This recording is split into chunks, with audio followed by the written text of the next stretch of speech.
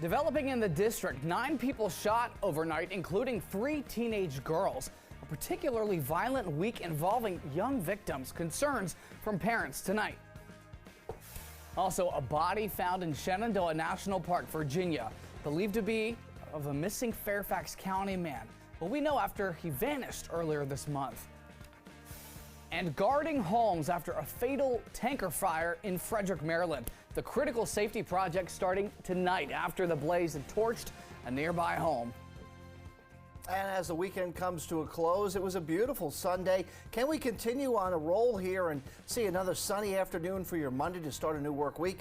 Stick around. I'll have the answer to that question coming up. Thank you, Scott, and thank you for joining us for DC News Now at 9. I'm Ben Dennis. It's been another violent weekend around the district. Metro Police tell us that 9 people were shot overnight, including 3 children. They are recovering. 44 juveniles have now been shot around the district this year, according to MPD. Our Dave Laval tells us that includes 2 who died on the same day last week.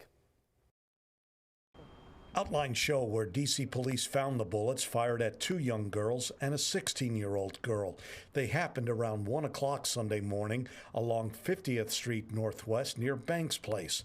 The victims survived. We do not have an update on their conditions.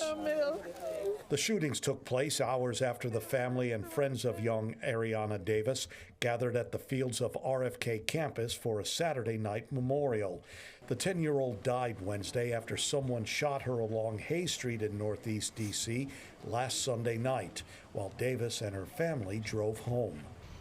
Also on Wednesday, someone shot and killed 17-year-old Jefferson Luna Perez near Roosevelt High School. Plus, a 12-year-old girl survived a gunshot wound to her leg while she slept in her home last Monday morning. It could be my baby. Paul Butler turned out for the service for Ariana Davis. She's among the 44 juveniles shot in the district this year. Butler and others are fed up with young children being the targets of violence. We killing each other for nothing. Babies dying for nothing. We got to stop it now. We got to stop it right now. By any means necessary. National Guards, whatever you got to do, we got to do something ASAP, like right now. We just tired of it. It's time to take position.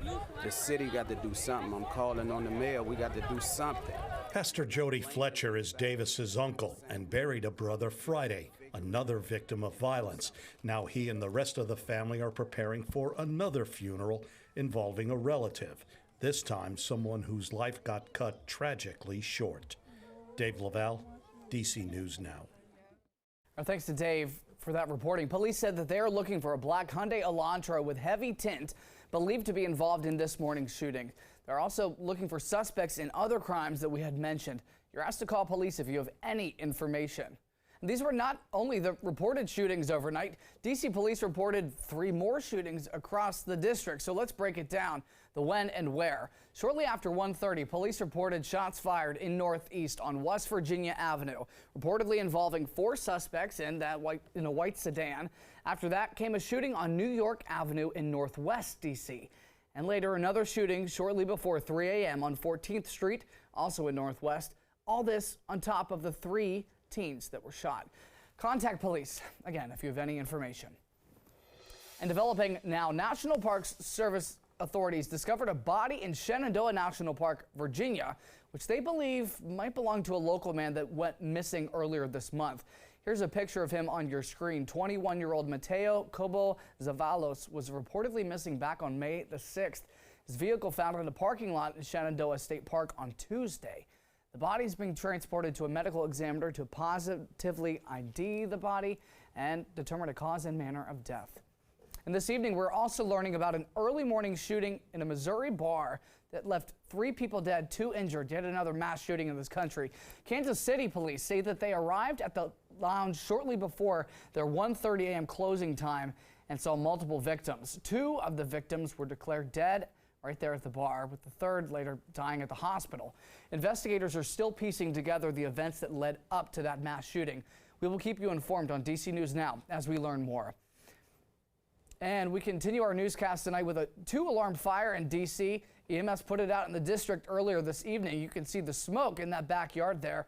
Firefighters say that the fire spread to all 3 floors of a mixed occupancy building in Northwest, as they tell us. It took 20 units and 100 personnel to put out that fire.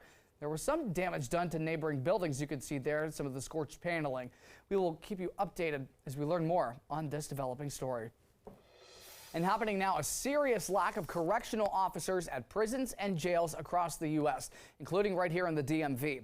Meanwhile, the West Virginia Department of Corrections reports more than 27% of correctional officer positions are unfilled. But the Potomac Highlands Regional Jail shows the most efficiency, 76% of staff vacancies there. That's according to the American Federation of State, County, and Municipal Employees, a trade union. The lack of competitive pay, especially in the Eastern Panhandle, has been discussed by the West Virginia legislature. But one delegate says the nature of the work is a deterrent to job seekers. Even with all that, it's still going to be difficult to get these employees because it's a nasty, nasty job. Even Maryland, who has better pay and a 20-year pension, has a problem recruiting correctional employees. West Virginia is currently using members of the National Guard as temporary guards. And staying in the district, to build more restaurants or not to build? That's the question for two popular D.C. neighborhoods that have faced a zoning regulation for decades, holding them back from making several changes. DC News Now's Daniel Hamburg spoke with those on both sides of the issue with more. Since 1989, Woodley Park and Cleveland Park have had limitations on the number of bars and restaurants that can operate along Connecticut Avenue. In hopes of encouraging a wider variety of businesses to come in, that hasn't always worked out. Would we rather have a vacant storefront, or would we rather have a thriving small business that happens to be a restaurant? Advisory Neighborhood Commissioner Adam Prinzo and his colleagues passed a resolution in March to change the current cap that says only 25% of businesses on the street can be bars and restaurants. If you have more restaurants here, more people are going to come and more people are going to walk by and see a restaurant and say, next time I come here, I want to try it. But not everyone agrees. Friendship's really good. Bartender Chris Anderson at Cleveland Park Bar and Grill worries for current restaurants. For the neighborhood, it's very terrible because most of these restaurants have been there for at least 15 years.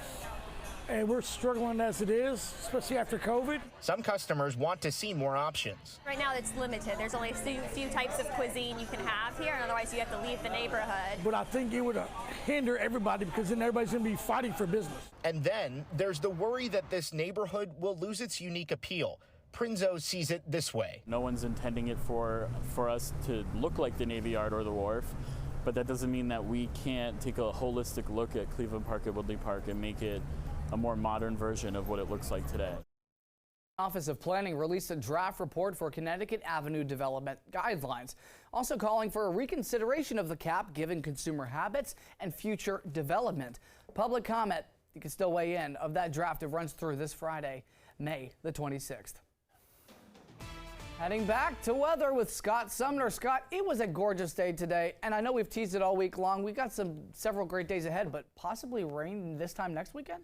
Yeah, unfortunately, I hate to look that far down the road because obviously things are going to change here, Ben, over the next couple of days, or could potentially change. And it is a big holiday weekend, the unofficial start to summer with Memorial Day weekend next weekend. But yes, you are right, there is a potential for some showers. We'll get into the meat and potatoes coming up in just a little bit. Right now, I want to talk about wind speeds. Relaxed a lot since we last spoke at 6 o'clock. We had double-digit wind speeds here at that time. Now we're under 7 miles an hour across much of the area. And I did say that the winds will relax as high pressure continues to build in from the west. And there it is. You can see it coming on the map there, right there. And we've got plenty of clear skies across the area overnight tonight, and that will linger and carry over really in towards your Monday to start a week. So how about your morning drive? Yeah, let's look at that, right? 5 o'clock in the morning if you're an early riser to get to work. 6 o'clock, 7 a.m., really, green light, go. It is definitely go time here, and as well as 9 o'clock, mid-morning period if you're getting up at that particular time heading out to work. So what about the weather headlines? What can we look forward to? Obviously a clear and comfortable night tonight. A sunny start to the week, although some hazy skies are going to build on in with some of that Canadian wildfire smoke that we saw last week. And we didn't see it too much this week, but because of the wind direction, but they'll come back into play a little bit on Tuesday, and showers possible next weekend. We'll show it to you in just a little bit.